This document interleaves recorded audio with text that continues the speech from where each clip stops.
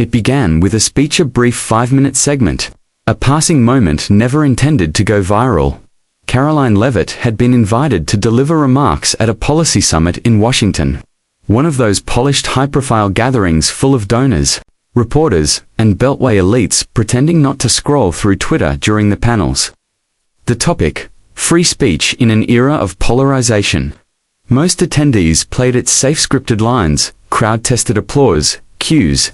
But Karoline had something else in mind.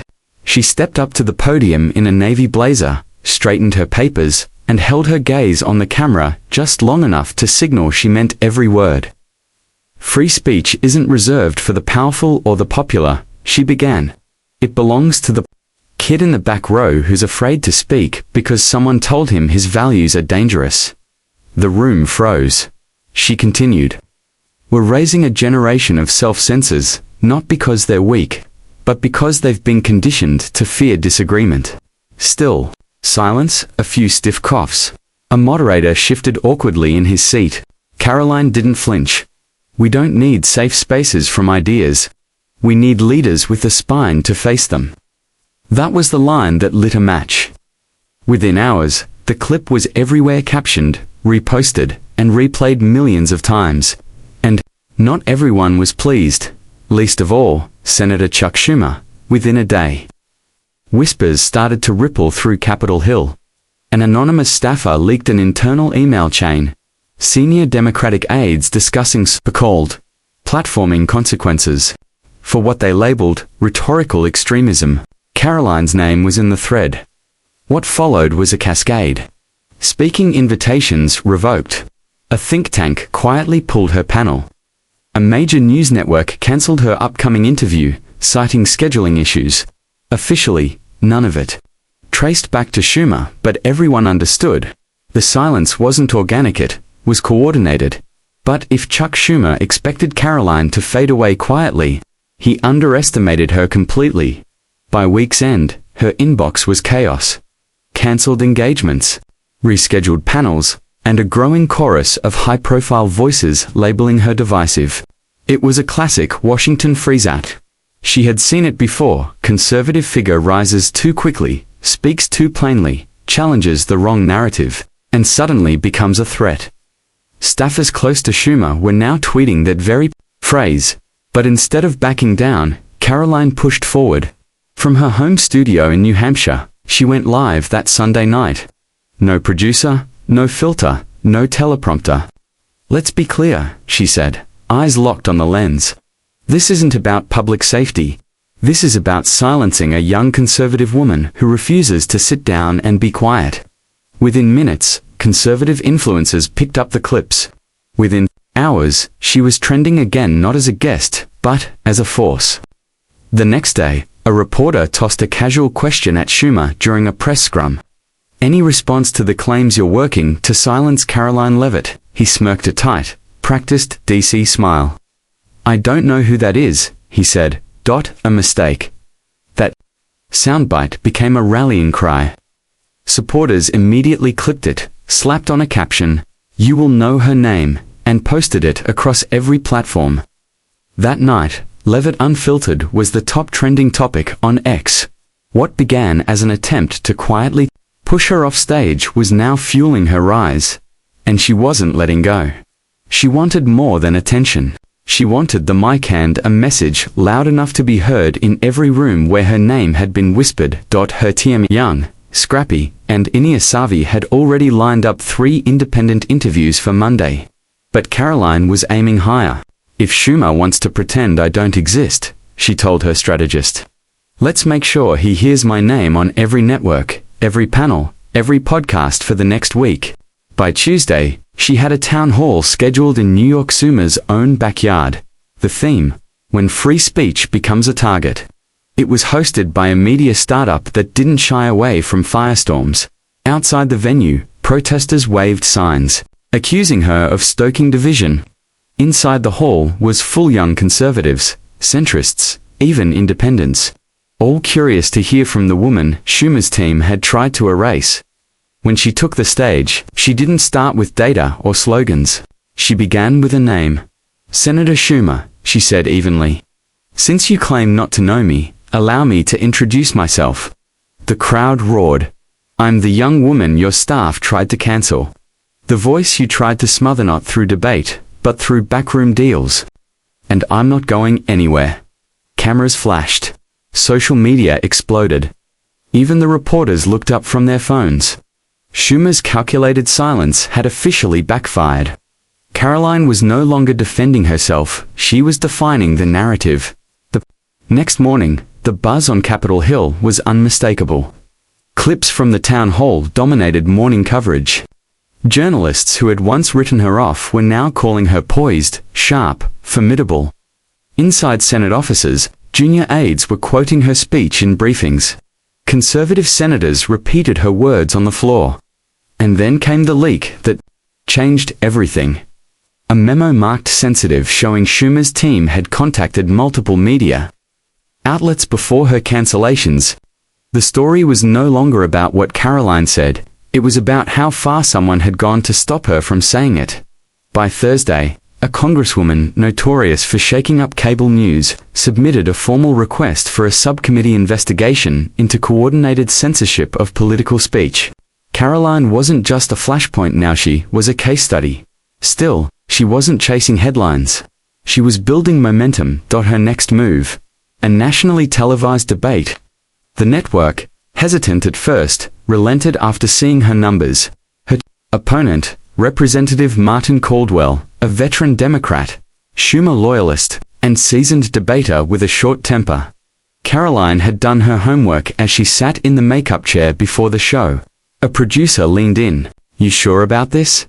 He's going to come at you hard. She didn't blink, so will I. The studio lights flared. The energy was electric. Caldwell barely finished his opening remarks before the clash began. Ms. Levitt, he said, what you're calling censorship is actually consequence. Words have weight. Karoline smiled, not politely, but knowingly. Consequences like coordinated cancellations, anonymous emails, and quiet blacklists. That's not accountability. That's suppression. The audience stirred. Caldwell adjusted his tie. You're playing the victim, he said. Then why? She shot back. Is your side working so hard to erase my voice?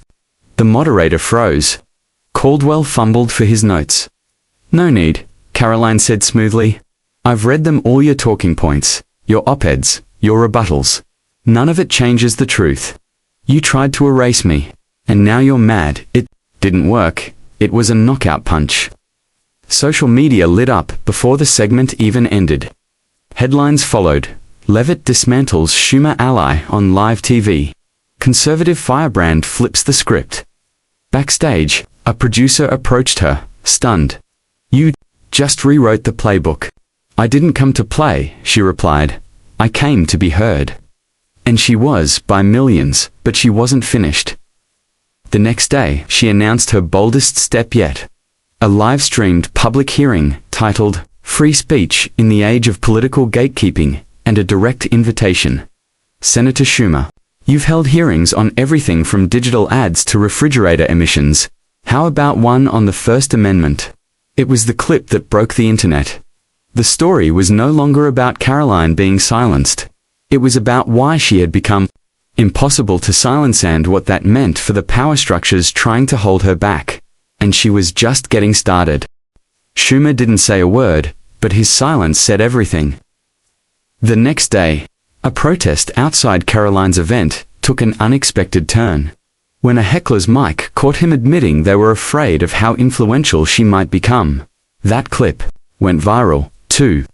Karoline wasn't just pushing back against censorship, she was redefining the conversation entirely.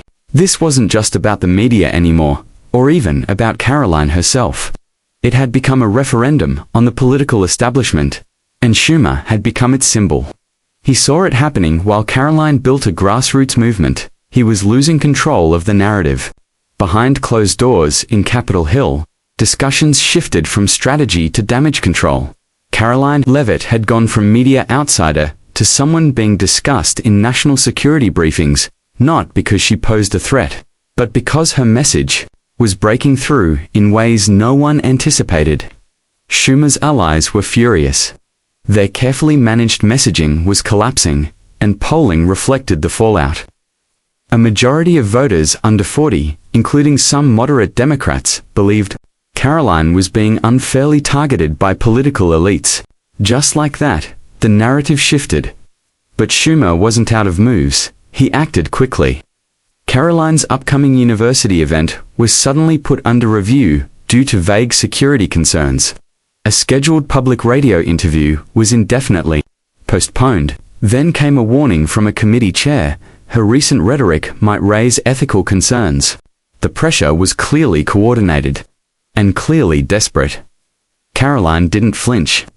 Instead, she released something unexpected: a leaked memo from a congressional communications director, explicitly naming her and laying out strategies to restrict her airtime and quietly pressure platforms to deplatform her. The memo was dated just 2 days after her first viral speech. They didn't want a debate, she said at an emergency press conference.